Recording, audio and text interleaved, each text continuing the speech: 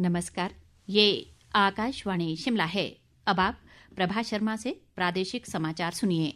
आज के मुख्य समाचार। संसद का बजट सत्र कल से। राष्ट्रपति द्रौपदी मुर्मू दोनों सदनों के संयुक्त सत्र को करेंगी संबोधित। राष्ट्रपिता महात्मा गांधी की पुण्यतिथि पर उन्हें श्रद्धांजलि अर्पित। देश की आज़ादी में गांधी जी के योगदान को किया गया याद। प्रदेश के सरकारी स्कूलों के विद्यार्थियों का पढ़ने का स्तर देश भर में आंका गया अव्वल। शिक्षा मंत्री रोहित ठाकुर ने जताई प्रसन्नता। और चिट्टा तस्करी पर अंकुश लगाने के लिए शिमला व्यापार मंडल की अनूठी पहल। सूचना देने वालों को इनाम का ऐलान। अब समाचार विस्तार से। संसद का बजट सत्र कल से शुरू हो रहा है। इससे पहले आज सर्वदलीय बैठक बुलाई गई। इस बैठक के दौरान सरकार ने सत्र के सुचारू संचालन के लिए सभी राजनीतिक दलों से सहयोग की अपील की। राष्ट्रपति द्रौपदी मुर्मू बजट सत्र के पहले दिन कल संसद के दोनों सदनों को संयुक्त रूप से संबोधित करेंगी। केंद्रीय वित्त मंत्री निर्मला सीतारामन 1 फरवरी को अगले वित्त वर्ष का बजट सदन में प्रस्तुत करेंगी। बजट सत्र का पहला चरण 13 फरवरी तक चलेगा और सत्र का दूसरा चरण 10 मार्च से 4 अप्रैल 2025 तक चलेगा। केंद्रीय बजट से चंबा जिले के युवाओं को भी काफी उम्मीदें हैं। आकाशवाणी से बातचीत में युवाओं ने शिक्षा, रोजगार और कौशल विकास पर ध्यान देने की वकालत की। एजुकेशन को ज्यादा इम्पोर्टेंट दे, क्योंकि हमें एजुकेशन ही हमारे काम आएगी और इसमें बढ़ावा हो। तो मेरा सरकार से ये दरख्वास्त है कि हमारा एजुकेशन को थोड़ा हायर लेवल पे लेके जाए, बेसिकली कि हमें नई टेक्नोलॉजी से रूबरू कराया जाए। तो जैसे मैं भी चंबा की पारंपरिक मिनिएचर पेंटिंग चित्रकारी करती हूँ, तो इस रिलेटेड हमारे चंबा में ना तो कोई इंस्टीट्यूट है ना ही कोई कॉलेज है जिससे हम लोग स्टडी कर पाए, जिसमें हम लोग सीख पाए। तो हम लोग यही चाहते हैं कि चंबा में कुछ इंस्टीट्यूट या कुछ पारंपरिक चीजों से रिलेटेड जो हमारे चंबा के बारे में बताए, तो उस तरीके का कुछ अगर हो जाए तो काफी सहायता होगी हमारे लिए। सबसे पहले तो priority will be given to the youth. Government की जॉब्स होती हैं, उसके लिए भी व्यवस्था अच्छी होनी चाहिए। तो मैं यही कहना चाहूंगा केंद्र सरकार से कि हर बंदे के हित को रखकर बजट बनाएं ताकि हर बंदा खुश हो। राष्ट्रपिता महात्मा गांधी की आज 77वीं पुण्यतिथि है। इस मौके पर देश भर में कई कार्यक्रम आयोजित कर गांधी जी को श्रद्धांजलि अर्पित की गई। नई दिल्ली के राजघाट स्थित गांधी समाधि पर सर्वधर्म प्रार्थना सभा का आयोजन किया गया। इस अवसर पर राष्ट्रपति द्रौपदी मुर्मू, उपराष्ट्रपति जगदीप धनखड़ और प्रधानमंत्री नरेंद्र मोदी ने महात्मा गांधी की समाधि पर पुष्पांजलि अर्पित की।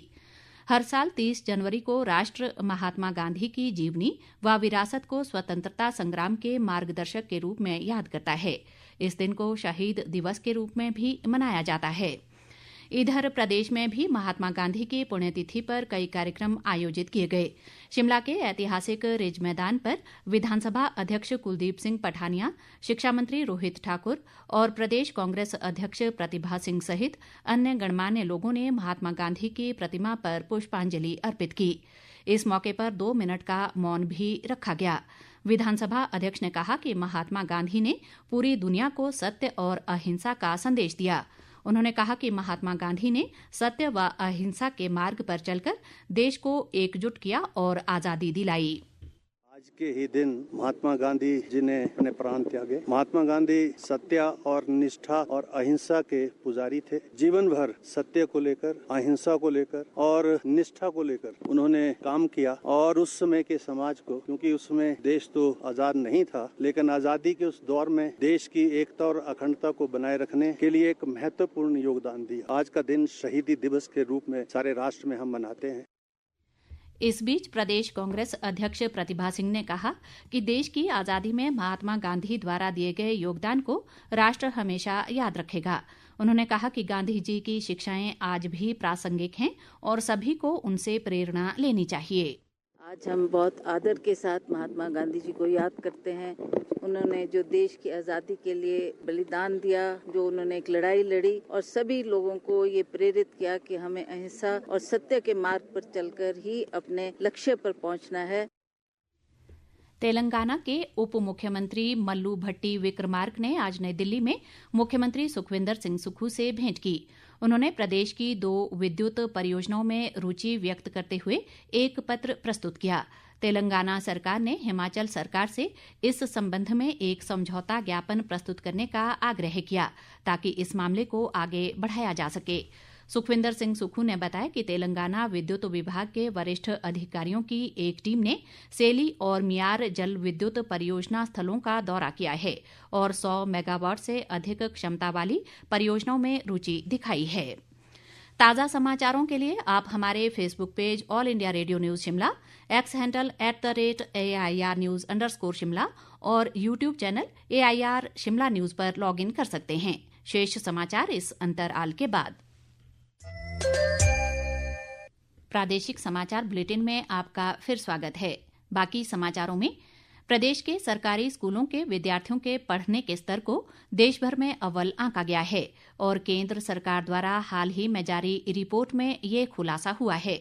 शिक्षा मंत्री रोहित ठाकुर ने इस उपलब्धि के लिए शिक्षा विभाग को बधाई दी है। अधिक ब्यौरे के साथ हमारे सहयोगी।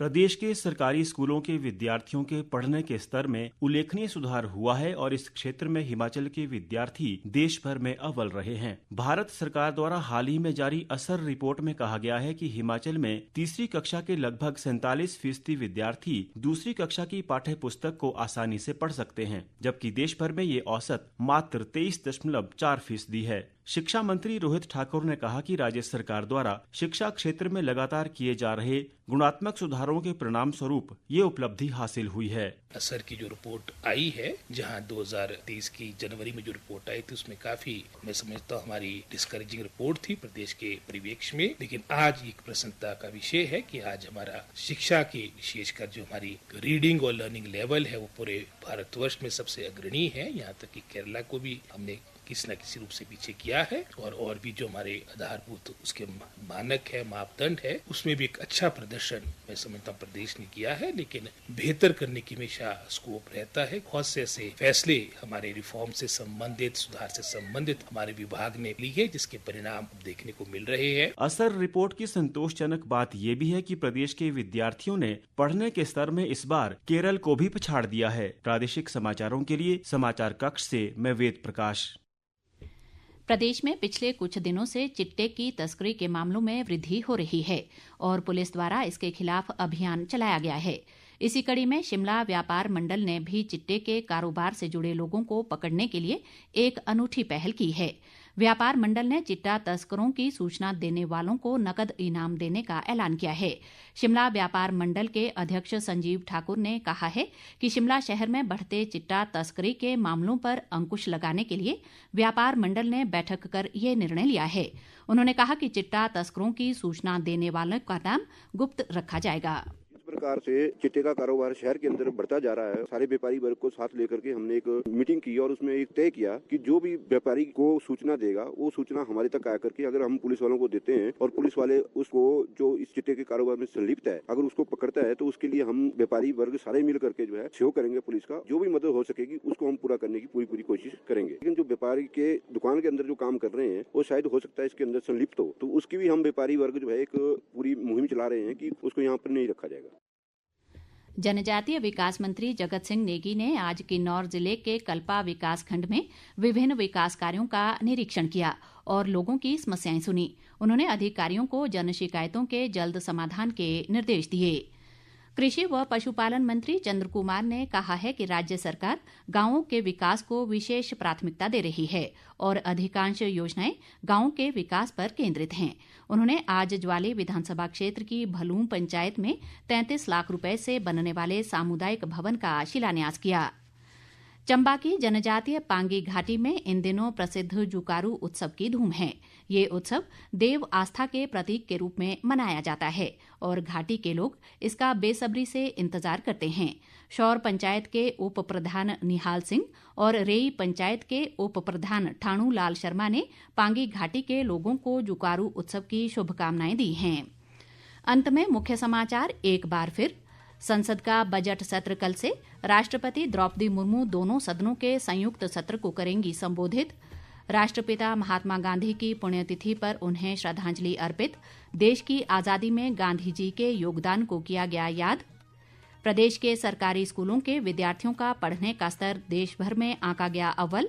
शिक्षा मंत्री रोहित ठाकुर ने जताई प्रसन्नता और चिट्टा तस्करी पर अंकुश लगाने के लिए शिमला व्यापार मंडल की अनूठी पहल, सूचना देने वालों को इनाम का ऐलान। इसी के साथ ये समाचार बुलेटिन समाप्त हुआ। हमारा अगला बुलेटिन आप सुन सकते हैं कल सुबह 9:20 पर। नमस्कार।